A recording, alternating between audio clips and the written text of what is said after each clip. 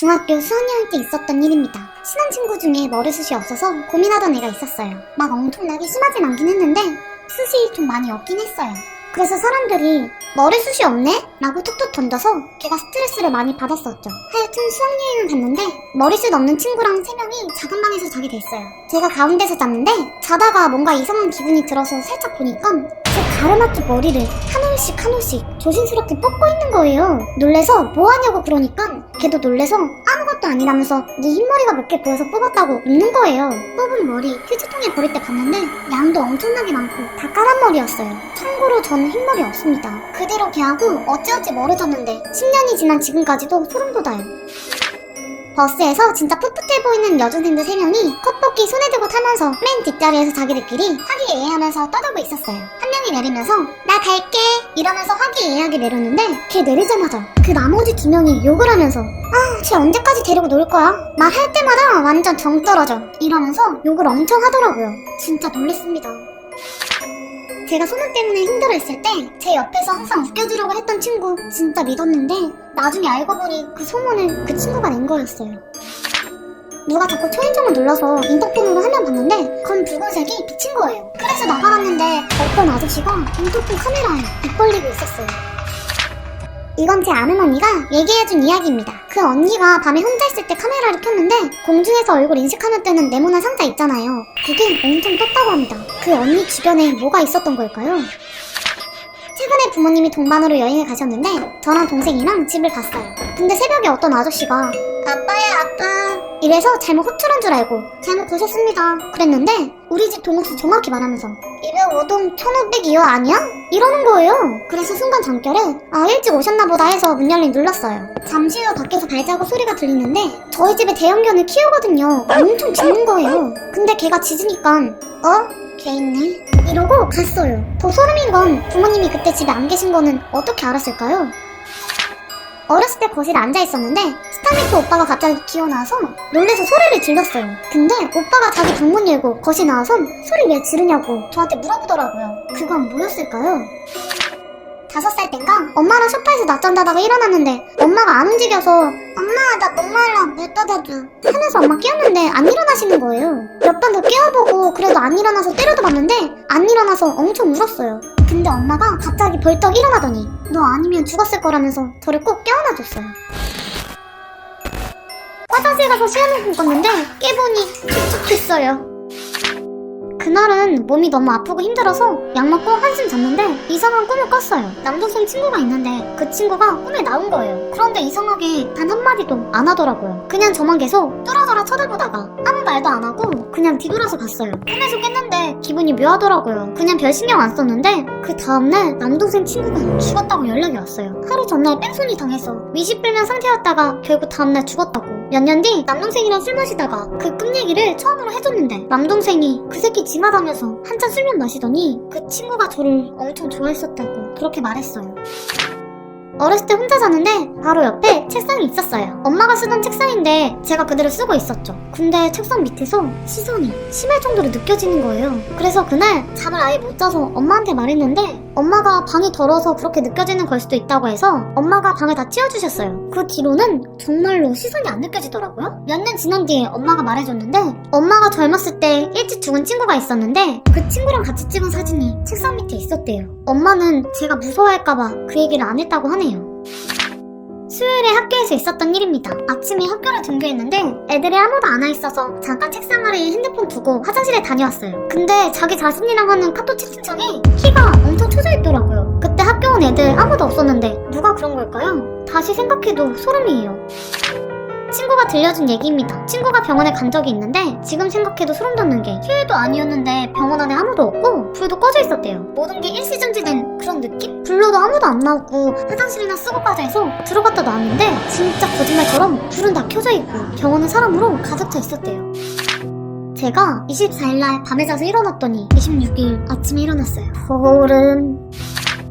새 집에 막 이사 왔을 때 일입니다. 이사 온 날 새 집에 설레서 잠도 안 자고 동생이랑 방에서 도란도란 얘기하고 있었는데 갑자기 현관 비밀번호 열리는 소리가 들렸어요. 잠깐 소리도 들리고 비밀번호도 몇 번이나 누르는데 틀리고 부모님 깨워서 아빠가 방망이 들고 밖에 나갔는데 문을 열고 나가자마자 그 사람이 막 도망쳤어요. 어쩔 수 없이 놓치고 들켜서 밖에 보니까 사람이었던 게 피가 현관 앞에까지 고여 있었어요. 모래도 떨어져 있고요. 피가 계단까지 이어졌는데 중간에 끊겼더라고요. 도대체 무슨 일이었을까요? 저랑 친구랑 집에서 신나게 노래를 부르면서 녹음하며 놀고 있었어요. 다 부르고 친구랑 녹음한 거 트는데 갑자기 친구가 울며 불며 나가자 그러는 거예요. 그래서 나갔는데 친구가 뭐가 이상한 게 녹음됐다는 거예요. 그래서 녹음한 거 들었더니 완전 조그맣게 남자 목소리로 이런 게 녹음되어 있었어요. 초선 때 친하게 지냈던 친구들이랑 놀이터에서 흙하며 놀고 있었어요. 그러다 땅 얼마나 파나 내기했는데 파다가 어느 시점부터 안 파지더라고요. 다 같이 거기만 파려고 낑낑대고 겉에도 다 파봤는데 알고 보니 뼈가 있었어요. 처음에는 순진해서 강아지 뼈인 줄 알았는데 생각해보니 강아지라고 하긴 뼈가 너무 크고 머리도 뼈 같아 보였는데 말이죠. 그거 다 파내고 그대로 놓고 왔는데 다음날 놀이터 전체 공사하고 시멘트로 싹 다 덮어놨어요. 제가 꿈속에서 남친을 사귀었는데 너무 잘해주고 그래서 엄청 행복했어요. 근데 갑자기 얘가 쌀쌀맞게 구는 거예요. 제가 참다 따지듯이 물었어요. 요즘 왜 이렇게 쌀쌀맞냐고. 근데 걔가 엄청 슬픈 눈으로 저 쳐다보면서 이제 가야 되잖아요. 그 말 듣자마자 잠에서 깼는데 마지막 말 때문에 엄청 소름 돋았어요. 그 남자애 다시 만나고 싶네요. 대학교 입학하는 고3인데 수시 6개 다 떨어지고 예비였거든요. 예비 번호 때가 다 까먹었어서 포기하고 정시 알아보고 있었어요. 예비 추합 다음날인 날 어쩌다 제가 쓴 대학교 번호 치고 들어갔는데 예비 1번인 거예요. 그것도 예비 30번이었던 대학교가요. 그래서 엄마랑 이게 무슨 일이냐고 놀라서 제발 예비 한 명만 빠졌으면 좋겠다고 기도하다 피곤해서 잠이 들었어요. 꿈에서 어떤 여자 목소리로 전화가 왔어요. 안녕하세요. 옥서대학교 입학 관리과입니다. 옥서대학교 추가학교 대상자셔서 전화 드렸어요. 이러는데 꿈인데도 너무 떨리고 좋더라고요. 그래서 안 깨고 싶어서 들떠가지고 그 언니랑 이야기하고 있는데 그 언니가 갑자기 웃으면서 내 말이 맞죠? 이러더니 갑자기 돌변해서 무섭게 저보고 일어나 이래서 확 깼어요. 근데 깨어나자마자 그 언니 목소리로 똑같은 내용의 전화가 왔어요.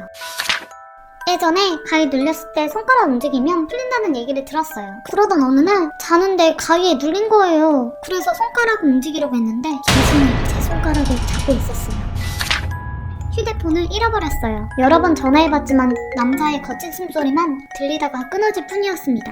그 뒤로도 여러 번 시도해봤지만 소용없었어요. 휴대폰에 대해서 잊고 지낸 지 2달 뒤 휴대폰은 기묘하게도 제 방 침대 밑에서 발견되었습니다. 휴대폰을 켠 전 그 자리에서 얼어버렸습니다. 휴대폰엔 부재중 전화만 있었거든요. 오늘은 국내 괴담으로 유명한 포항 M아파트 괴담을 소개해드릴까 합니다. 괴담의 시작은 1991년 포항 M아파트 시공에서 시작합니다. 완공까지 10명의 인부들이 죽고 마는데 사인은 전원 심장마비. 그 다음부터 인부들의 사망에 대해 개기한 소문이 돌기 시작합니다. 인부들이 사고로 죽은 것이 아니라 어떤 여성을 만난 뒤 죽었다는 것입니다. 인부의 지인들은 사망자들에게 이문의 여성에 대해 이야기를 들었는데 그 여성은 이렇게 말했다고 합니다. 저는 여기에 사는데 어디 사세요? 반가워요. 라고 말이죠. 우여곡절 끝에 아파트는 완공되고 입주민들은 들어서기 시작했습니다. 그렇게 인부 사망 사건은 잊혀지는 듯 했습니다. 하지만 다시 저주는 시작되는데 첫 번째, 1401호에 사는 신혼부부 남편의 죽음. 신혼부부가 새벽 조깅을 하는 중 일어났던 사건입니다. 둘이 속도를 맞춰 조깅을 하는데 갑자기 남편이 제자리에 서버렸습니다. 아내도 무슨 일이지 하면서 남편 쪽으로 고개를 돌려보니 남편이 호구에 웃으며 이야기를 하고 있었다고 합니다. 조깅을 마치고 집으로 돌아온 뒤 아내는 남편에게 왜 그랬냐고 물으니 남편이 대답했습니다. 어떤 여자가 1301호에 산다고 인사하길래 나도 인사했지. 아내는 아무도 없었다면서 남편에게 핀잔을 주었고 서로 회사로 출근하게 됩니다. 아내가 퇴근하고 집에 오자 눈을 뜬 채 사망한 남편을 발견하게 됩니다. 그렇게 아내는 남편의 장례식을 치렀고 남편이 조깅하면서 했던 이상한 행동들이 의심스러워 1301호에 갔습니다. 하지만 1301호는 아직 입주가 안 된 빈집이었다고 합니다.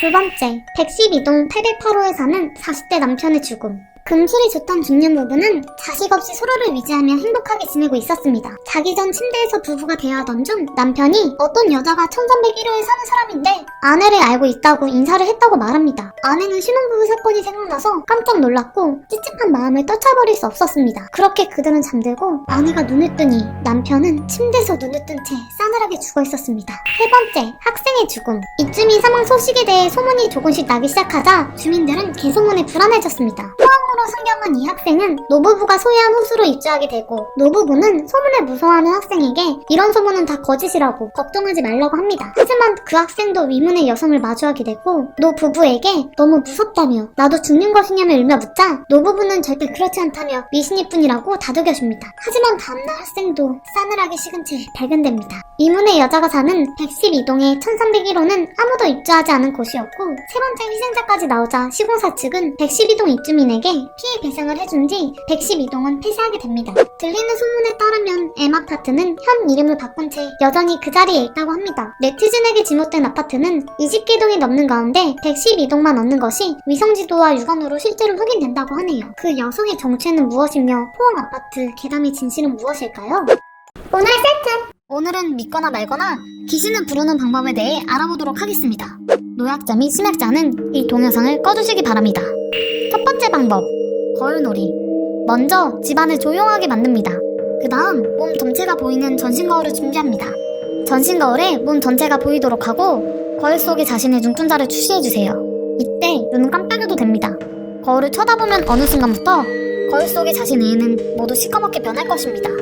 자신이 점점 못생겨 보이면서 점점 웃거나 화를 내면 즉시 시선을 돌리고 멈춥니다. 그럼 거울 속에 나와 자신이 뒤바뀌어 있을 것입니다. 두 번째 방법, 아이 귀신 부르기. 특별한 준비물은 없으나 하얀 벽이 있어야 합니다. 새벽 2시, 불을 꺼서는 안 되며 작은 촛불이나 어두운 조명을 켜놓습니다. 이때 인형등을 놔두면 더 빨리 불러올 수 있습니다. 아이들은 인형을 좋아하니깐요. 방금 인형이 움직인 것 같은데 제 착각이겠죠? 하얀 벽을 바라보고 섭니다. 이때 눈을 1분 정도 감고 있다가 눈을 재빨리 뜹니다. 하얀 벽에 귀신의 형상이 나타나 있을 것입니다. 아이 귀신이므로 보통 웃는 소리나 우는 소리 둘 중 하나의 소리가 들리게 됩니다. 대부분 귀신의 모습만 보이지만 심할 경우 튀어나와 너무 에어싸고 우려대는 경우가 있으니 조심해야 하며 말하는 것도 국물입니다. 세 번째 방법, 인형형 부르기. 준비물은 3m 이상 되는 끈이나 실타래, 얼굴이 잘 보이는 크기의 거울을 준비하시면 됩니다. 하는 방법은 이렇습니다. 시계바늘이 12시가 딱 되는 순간 거울 앞에 앉습니다. 그 다음 실 끝을 두 손으로 벼추 타고 올라가듯이 손동작을 3분 동안 반복합니다. 이 동작을 하며 거울을 쳐다보면 거울 속에 떠오르는 귀신을 볼 수 있을 것입니다. 이 귀신들의 특징은 나와 정생이건 형생이건 인연 있는 귀신이 나타나게 됩니다. 보려면 보이지 않고 보지 않으려고 하면 더 잘 보이는 것이 특징입니다. 귀신이 나타난 후 1분 안에 사라지지 않을 경우 말을 걸면 대답하기도 합니다. 주먹 난 주먹 난 찐먹이다 이야. 네 번째 방법, 가까이 있는 귀신 부르기. 준비물은 자주 쓰는 노트나 교과서 한 권입니다. 굳이 불을 끄지 않아도 되며 노트의 글씨가 잘 보일 정도에 밝히면 됩니다. 노트를 펴고 큰 글씨나 제목 사이의 틈을 3분 정도 지그시 응시합니다. 눈을 자주 깜빡이지 않도록 주의하면서 바라봅니다. 시간이 지나면 노트에 귀신의 모습이 그려질 것입니다. 이때 무서운 나머지 눈을 감아버리거나 소리를 지르면 사라져버리거나 다시 보기 힘들게 됩니다. 여러분, 이엇이 넘어지거나 아픈 적이 있으신가요? 이 귀신의 장난 때문일지도 모릅니다. 이상 귀신을 부르는 4가지 방법을 알아보았습니다. 저는 뭐 따라하는 걸 추천드리진 않지만 하지 말라고 해도 하는 분은 계시겠죠? 여러분도 아시는 방법이 있으시다면 댓글에 적어주세요. 여러분은 다른 세계가 있다고 믿으시나요? 그렇다면 이 영상을 봐주세요. 다른 세계로 가기를 원하시는 분들이라면 어떤 방법을 통해 다른 세계로 갈 수 있습니다. 방법은 매우 간단합니다. 최소 10층 이상의 엘리베이터가 있는 아파트 또는 건물로 갑니다. 이때 실행 전, 실행 중, 실행 후 아무도 타지 않고 오직 실행자만 탑니다. 도중 실행자 외에 사람이 탈 경우 실패하며 다시 처음부터 시작해야 합니다. 그러니 사람이 없는 시간대에 시도해주세요. 시작하기 전 당신이 해야 할 행동의 순서를 종이에 적어주세요. 당신은 첫 번째로 1층에서 엘리베이터를 타야 합니다. 그런 다음 4층을 누르고 문이 닫힐 때까지 기다립니다. 4층에 도착하면 바로 2층을 누르고 기다립니다. 2층에 도착하면 6층을 누릅니다. 6층에 도착하면 2층을 누릅니다. 2층에 도착하면 10층을 누릅니다. 10층에 도착하면 5층을 누릅니다. 5층에 도착하면 여자가 한 명 탑니다. 이때 여자에게 말을 걸면 안 되며 여자가 말을 걸어도 대답해서는 안 됩니다. 여자가 타면 1층을 누릅니다. 여자가 타지 않을 때도 있으나 상관없으니 1층에 눌러주세요. 1층을 눌렀을 때 10층을 향해 가면 성공입니다. 이때 그만두고 싶다면 2, 3, 4, 5, 6, 7, 8충 중 아무 충이나 누르면 취소됩니다. 9충을 지나면 완전히 성공했다고 보면 됩니다. 10층에 도착하면 당신을 제외한 아무도 없는 다른 세계가 펼쳐집니다. 그렇다면 그 세상에서 돌아오는 방법은 무엇일까요? 첫 번째 방법, 여자가 타지 않는 경우, 엘리베이터에서 내리지 않는 경우 가능합니다. 10층에 도착 후 엘리베이터에서 내리지 않고 1층을 누릅니다. 눌러지지 않는다면 계속해 눌러주세요. 그렇다면 원래의 세계로 돌아올 수 있습니다. 두 번째 방법, 엘리베이터에서 내린 경우 가능합니다. 올 때 사용했던 엘리베이터로 갑니다. 반드시 타고 온 엘리베이터를 써야 합니다. 4, 2, 6, 2, 15 순서로 이동을 한 번 더 합니다. 5층에 도착 후 1층을 누르고 10층에 올라갈 때 다른 층을 눌러 캔슬합니다. 그런 다음 주변을 확인해보세요. 당신은 원래 있던 세계로 돌아와 있을 것입니다. 여러분들이라면 다른 세계로 가기 위해 시도해보실 건가요? 물론 경비 아저씨한테 혼날 수도 있습니다. 이 이야기는 내가 대학교 2학년 때 겪었던 일이다. 나는 경부 땡땡대학 주변에서 자취를 했었다. 그날은 집에서 컴퓨터로 공포영화를 본 날이었다. 셔터라는 영화인데 꽤 무서웠다. 영화를 다 보고 나니 시간은 새벽 2시가 되어 있었다. 아이씨 무서워. 오늘 혼자 자긴 글렀네. 가만히 있어보자. 병철이 번호가. 여보세요, 병철이냐? 네 형. 심심한데 오랜만에 술이나 한잔 할래? 아 제가 지금 친구랑 있어서 학교로 들어오기 힘든데 죄송해요 형. 아 그러냐? 그럼 술 나중에 마시지. 뭐 그래 잘 들어가고. 나는 할 수 없이 새벽 3시가 넘어 이불을 펴고 누웠다. 그렇게 무서움과 피곤함 사이에서 나는 점점 잠에 빠져들어갔다. 깊은 잠을 자던 나는 시끄러운 소리에 잠을 깼다. 아이씨 누구야 시끄럽게. 병철인가? 형, 저 병철인데요. 새끼야 지금 몇 시인데 아까 안 오고 지금 와? 형, 저 병철인데요. 뭐야 술 취했냐? 왜 지금 오냐니까. 형, 저 병철인데요. 야, 너 누구야? 순간 소름이 팍 돋았다. 사람에는 감정이 있다. 억양도 완전히 똑같을 수 없다. 그런데 밖에서 들려오는 음성은 마치 녹음기를 반복적으로 틀어놓은 것 같이 일정한 톤을 계속적으로 반복하고 있었던 것이다. 야, 병철아. 들으면 들을수록 더 이상했다. 눈에 귀를 대고 소리를 들으면 대략 위치를 알 수 있는데 바로 앞에서가 아닌 문 밖 천장 부근에서 목소리가 들려왔다. 한 10분 동안 문에 귀를 대고 있던 나는 어느 정도 무서움이 가라앉아 다시 방으로 돌아왔다. 그리고 병철에게 카톡을 보냈다. 야, 밖에 있는 거 너 맞아? 계속 문 밖에서 형 저 병철이에요 그러는 거 너 맞냐고. 그때 문 밖에서 남잔지 여잔지 분간이 안 되는 숨 넘어갈 듯한 웃음소리가 내 귀를 강타했다. 극도의 공포감. 문 밖에 있는 그것의 정체는 무엇일까? 나는 정신을 잃고 쓰러졌다. 으아! 밖에서 들리는 찢어질 듯한 비명소리와 함께 정신이 들었다. 문 밖에서 들린 목소리에 달랐다. 그건 병철이의 목소리였다. 문 밖을 나가보니 빌라 밖에 병철이가 쓰러져 있었다. 병철아! 신병철! 잠시 후 정신을 차린 병철이는 덜덜 떨며 말했다. 형, 자취방 당장 바꿔요. 병철이는 보채는 내 목소리 하얗게 질린 얼굴로 빠르게 설명하기 시작했다. 병철이는 내 카톡을 보고 걱정이 돼서 바로 내 자취방에 찾아갔다고 한다. 그런데 내 집 현관문 앞에 이상한 게 있는 것 같아서 설마 하는 마음에 가까이 보니 현관 앞에 머리만 둥둥 떠있는 자신 얼굴을 보았다고 한다. 자신과 눈이 마주치자 둥둥 떠있던 목이 스르륵 움직여 우리 집 안으로 들어가는 것을 본 것이다. 그 얘기를 들은 난 한동안 자취방 근처도 얼씬하지 않았다. 그때 그건 뭐였을까? 아직도 생각하면 소름이 돋지만 궁금증은 여전히 내 머릿속에 자리 잡고 있다. 제가 고등학생 때 저희 학교와 자매 결혼한 일본 학교로 교류 행사를 갔을 때 일입니다.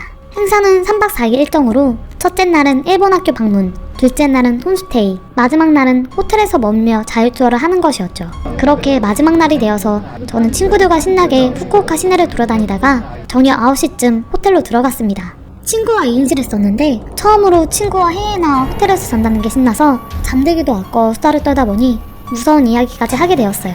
일본은 섬나라라서 귀신들이 많이 갇혀있다느니 특히 일본 호텔에서는 항상 무슨 일이 생긴다느니 이런저런 얘기를 했습니다. 그러다 출출해져서 각자 가방에 넣어둔 빵과 컵라면을 먹으려 했는데 나무젓가락이 없는 거예요. 깜빡하고 편의점에서 안 받았던 거죠. 친구는 빵이었고 제가 컵라면이라 호텔 로비에서 얻어보려고 저 혼자 다녀오겠다고 했습니다. 다행히 호텔 로비에서 안 되는 외국어를 써가며 나무젓가락은 아니었지만 포크를 얻을 수 있었어요. 저는 호텔 직원에게 감사하다는 인사를 하고 다시 방으로 돌아갔습니다. 방으로 돌아오니 친구가 침대에 누워 이불을 가슴까지 덮고 자고 있더라고요. 뭐야 자? 나 포크 가져왔어 라고 하니까 친구가 눈을 떴죠. 친구가 일본어도 못하면서 포크를 어떻게 받아왔냐 묻길래 콩글리시 해가면서 받았다고 하고 저희는 다시 웃고 떠들었습니다. 그런데 갑자기 욕실에서 샤워기 트는 소리가 들리는 겁니다. 뒤이어 욕조물이 첨벙거리는 소리, 몸을 씻는 소리까지 났어요. 욕실에 분명 누군가 있는 것 같았습니다. 하지만 친구는 별 반응이 없더라고요. 호텔 방이 좁아서 조금만 소리가 나도 금방 알아챌 법한데 친구는 아랑곳하지 않고 계속 웃으며 수다를 떨었어요. 순간 왠지 모르겠지만 지금 침대에 누워있는 친구한테 욕실에 누군가 있다고 말하면 안 될 것 같다는 기분이 들었습니다. 제가 직접 욕실로 가볼 용기도 나지 않았고요. 어쩔 수 없이 시덥지 않은 이야기를 주고받던 도중 친구가 자세를 바꿨어요. 제 쪽으로 몸을 돌리더니 손으로 머리를 받쳤죠. 친구가 똑바로 누워있을 땐 몰랐는데요. 보통 이불 안에서 몸을 돌리면 골반 부분이 튀어나와야 하잖아요. 그런데 친구의 몸이 갈비뼈 밑으로 없는 것처럼 이불이 푹 꺼져 있는 겁니다. 그때 욕실에 있던 누군가가 목욕을 끝냈는지 욕조에서 나는 듯한 소리가 들렸습니다. 욕실에 있던 사람이 친구인지 내 앞에 있는 사람이 친구인지 둘 다 정체가 뭔지 이 방에 친구는 아예 없는 건지 머릿속이 복잡하더군요. 뒤이어 욕실에 있는 누군가가 몸을 수건으로 닦는 소리가 들렸고 그 순간 저도 모르게 친구의 푹 꺼진 하반신을 봐버렸습니다. 그러자 친구가 갑자기 정색하더니 제게 손을 뻗었어요. 침대와 침대 사이 공간이 좁아 자칫하면 닿을 뻔한 거리였죠. 친구는 팔을 계속 휘저으며 이상한 말을 내뱉기 시작했습니다. 비명을 지르고 싶었지만 비명도 나오지 않았습니다. 그 사이 정체를 알 수 없는 존재는 침대에서 팔꿈치로 기어오다가 침대 밑으로 떨어졌습니다. 저는 침대 위에 서서 최대한 그것을 피하기 위해 침대 뒤쪽 벽으로 붙었습니다. 이내 그것은 양팔을 들어 상반신을 일으켰고 호텔 구석으로 가 그 앞에서 저를 계속 응시했습니다. 갈비뼈 밑부분이었어 입고 있던 옷이 밑으로 질질 끌렸고 얼굴은 머리카락으로 다 가려져 보이지도 않았죠. 그때 욕실 쪽에서 친구 목소리가 들렸습니다. 너 뭐해? 고개를 돌리니 친구가 머리에 수건을 두른 채 서 있었고 구석에 있던 존재는 사라지고 없었어요. 그제야 제 입에서 비명이 나왔습니다. 친구는 그런 저를 한참이나 진정시켰어요. 저는 울면서 친구에게 조금 전 일을 설명했습니다. 당연히 친구는 믿지 않았죠. 피곤해서 헛것을 본 거라고 하더군요. 그날 밤은 잠도 제대로 못 잔 것 같아요. 그리고 한국에서 돌아오는 비행기에서 친구에게 물어봤습니다. 너 내가 그때 포크 어떻게 빌려왔는지 알아? 그러자 친구가 씩 웃으며 호텔 로비에서 콩글리시 써가면서 간신히 빌려왔다고 했잖아 하는 겁니다. 제가 어떻게 알았냐고 물으니 네가 포크를 빌리고 와서 잠시 이야기를 나눌 때 들었다고 하더라고요. 그러다 친구가 씻고 먹겠다고 욕실로 갔는데 제가 빨리 씻고 나오러 가면서 중간에 수건도 갖다 줬다는 겁니다. 그날 밤 호텔에서 친구는 제가 아닌 무언가를, 저는 친구가 아닌 무언가를 만났던 것 같습니다.